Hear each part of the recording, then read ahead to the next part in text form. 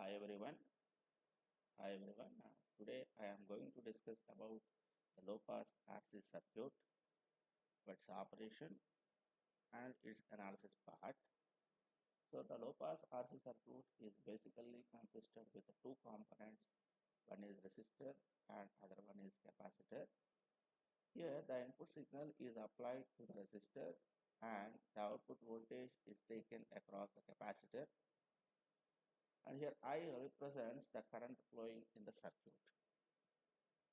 Now, the operation of the circuit is divided into three cases based on the applied signal frequency. That means the frequency here is divided into three cases. When the input signal frequency is 0, what is the operation of the circuit? When the input signal is finite, what is the operation of the circuit? When the input signal is infinite, what is the operation of the circuit? Now, initially, let us take the input signal frequency as 0. We already know that the reactance of the capacitor is represented with Xc, that is equal to 1 by 2 pi Fc. So here F represents the frequency value, C represents the capacitance value, and Xc is the reactance of the capacitor. So from this equation, it is clearly shows that the frequency is inversely proportional to the reactance of the capacitor. That means if the input signal frequency is 0, the reactance of the capacitor is infinite. Therefore, here input signal frequency is 0, the reactance of the capacitor is infinite. Where the reactance of the capacitor is infinite, it simply behaves as an open circuit. It simply behaves as an open circuit. When the capacitor acts as an open circuit here, there is no flow of current from this point to this point. That means there is no flow of current to the ground. Therefore, it simply behaves as an open circuit. When the capacitor acts as an open circuit, the entire input voltage is appeared at the output terminals. Therefore, the output voltage V0 is equal to Vi. Similarly, in the second case, when the input signal frequency is some finite value instead of 0, therefore, the reactance of the capacitor starts decreasing from infinite value. So we already know that when the input signal frequency is 0, the reactance is infinite. So when the frequency starts increasing from 0 to some finite value, the reactance of the capacitor starts decreasing from infinite value. Therefore, the corresponding output voltage also starts decreasing from its maximum value. The output voltage also starts decreasing from its maximum value. That is the second case. Now coming to the third case, when the input signal frequency is infinite, when the input signal frequency is infinite, according to the reactance of the capacitor, Xc is equal to 1 by 2 pi Fc, its value is equal to 0 because when F is infinite, the reactance is 0, therefore the reactance of the capacitor is 0. When the reactance of the capacitor is 0, it simply behaves as a short circuit. It simply behaves as a short circuit. We already know that the output voltage across the short circuit is 0. We already know that the output voltage across the short circuit is 0. Therefore, the output voltage V0 is equal to 0. From these three cases, it is observed that when the input signal frequency is 0, the output voltage is equal to the input voltage. When the input signal frequency is finite value, the output voltage starts decreasing from its maximum value. When the input signal frequency is infinite, the output voltage is equal to 0. Ideally 0, but practically it is very close to 0. Now, from these three cases, the lower frequency components are passed through the output terminals without any attenuation. The low frequency signals are passed through the output terminals without any attenuation.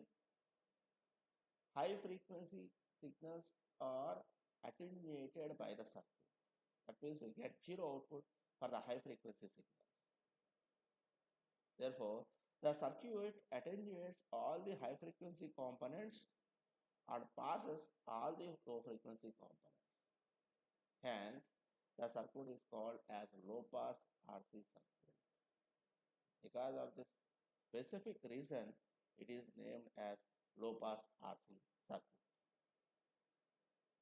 Now coming to the analysis part, apply KVL to the circuit. Here apply KVL to the circuit. Therefore, VI is equal to VR plus VC. Here VI represents the input voltage and VR represents the voltage drop across the capacitor resistor, where VC represents the voltage drop across the capacitor. So therefore, we already know that from the figure, it is clearly represented that the voltage drop across the resistor is represented with VI into R. VR is equal to, we already know that I is Ohm's law, I is equal to V by R, therefore V is equal to IR. In a similar way, VR is nothing but the voltage drop across the resistor, that is I into R. Therefore, VI is equal to I into R plus V0. So that is represented with equation number 1. So in equation number 1, V0 represents the output voltage across the capacitor. That is represented mathematically as V0 is equal to 1 by C into integral of I into dt. Here C represents the value of the capacitance, I represents the current flowing through that capacitor. Therefore, cross multiply this C value. Therefore, C into V0, that is equal to integration of I into dt. So here I is equal to apply differentiation to the circuit, apply differentiation to this equation. Apply differentiation to this equation, therefore I is equal to C into dV0 by dt. dV0 by dt, that is represented with equation number 2. So equation number 2 represents the value of current. Now substitute this current in equation number 1. That is equation number 2 in equation number 1. Therefore, VI, that is equal to R into I. I is C into dV0 by dt plus V0. Therefore, multiply and divide with RC. So whenever you multiply and divide with RC, what happens? VI by RC, that is equal to V0 by RC plus dV0 by dt. So this is the general expression for low pass RC circuit. This box represents the general expression for low pass RC circuit. It is consisted with two components. One is constant term, other one is differentiation term. This constant term is called as steady state response, and this differentiation term is called as transient response. That is, any circuit, the response is consisted with two types. One is steady state response and a transient response. Here steady state response means the constant value, that means its value is constant in that particular frequency range. Whereas transient response is its value is increasing or decreasing in particular frequency range. So from the figure, if the resistance value and capacitance value, that means time constant, the multiplication of resistor and capacitor is nothing but the time constant. If the time constant is far greater than t, here t means the time period of the input signal. RC is the time constant, capital T is the time period of the input signal. If RC is far greater than t, then the steady state response is ignored. Only the transient response is considered. Then this equation can be written as, eliminate this one and write the remaining equation. Therefore, VI by RC, that is equal to dV0 by dt. Now apply differentiation to this circuit, apply integration to this circuit. Therefore, V0 is equal to integration of VI by RC into dt. Therefore, from this equation, 1 by RC is the constant value. Therefore, V naught is directly proportional to the integration of Vi into dt. V naught is directly proportional to the integration of Vi into dt. Therefore, from this equation, it is concluded that the output voltage is directly proportional to the integration of input voltage when the time constant is far greater than the time period of the input signal. Therefore, the RC low pass circuit acts as an integrator when the time constant is far greater than the time period of the input. That is the basic information about the low pass RC circuit. Now, coming to the low pass RC circuit for sinusoidal input signal. So, whenever we can apply a sinusoidal signal to the low pass RC circuit, what is the response produced by the circuit for that input signal? We already know that the input signal, that means if the input signal is a sinusoidal signal, its amplitude is varying continuously from one time period to the another time period. There is no fixed voltage for the double frequency. The input signal is continuously varying from 0 to pi entire time period. So when the output signal is continuously changing like this, if we apply this waveform to the circuit,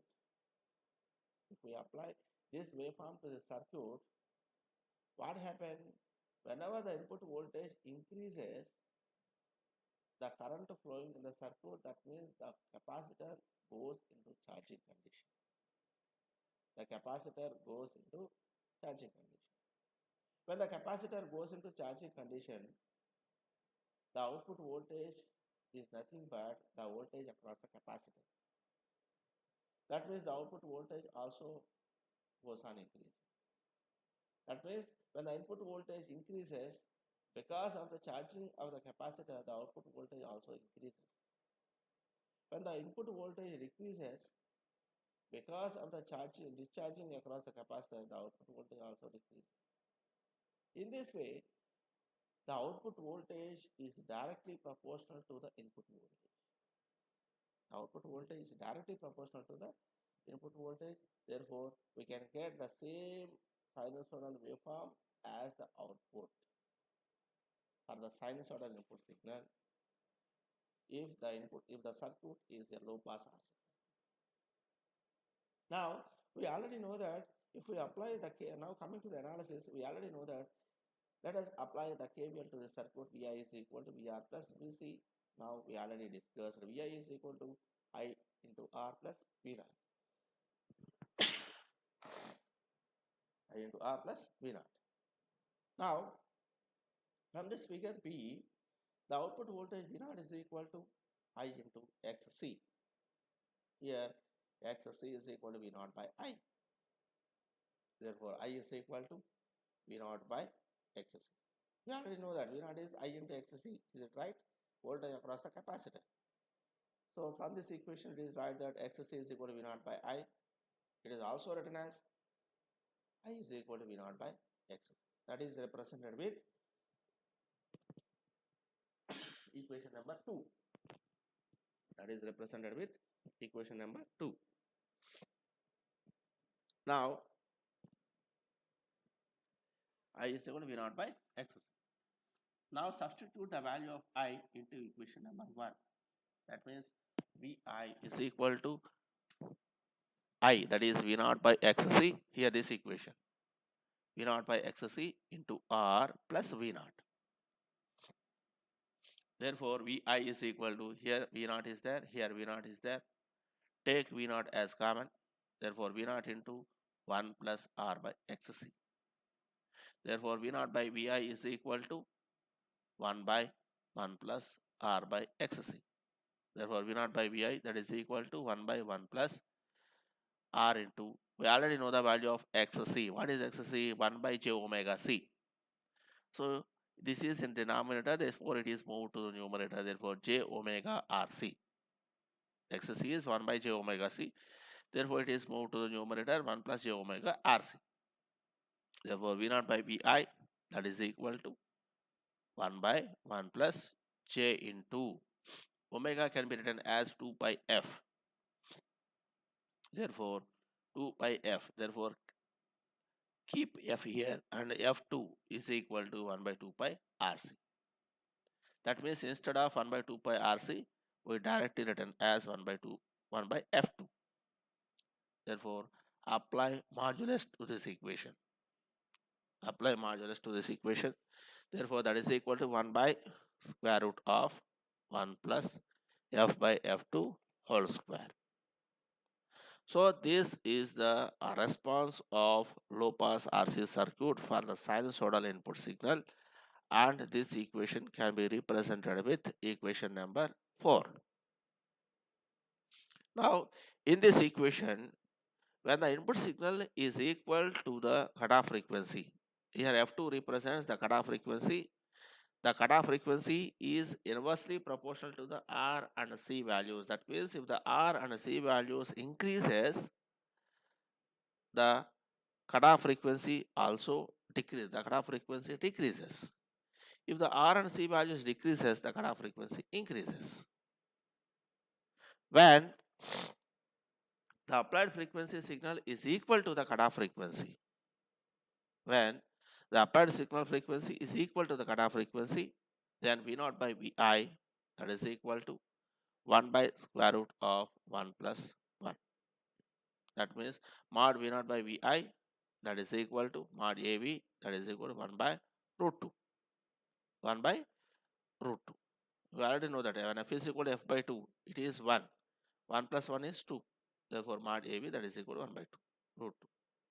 Now, this here f2 is the constant value. That means f2 is equal to 1 by 2 pi rc. Here r is the constant, c is the constant. If you substitute these two values into this equation, you can get f2 as a constant value.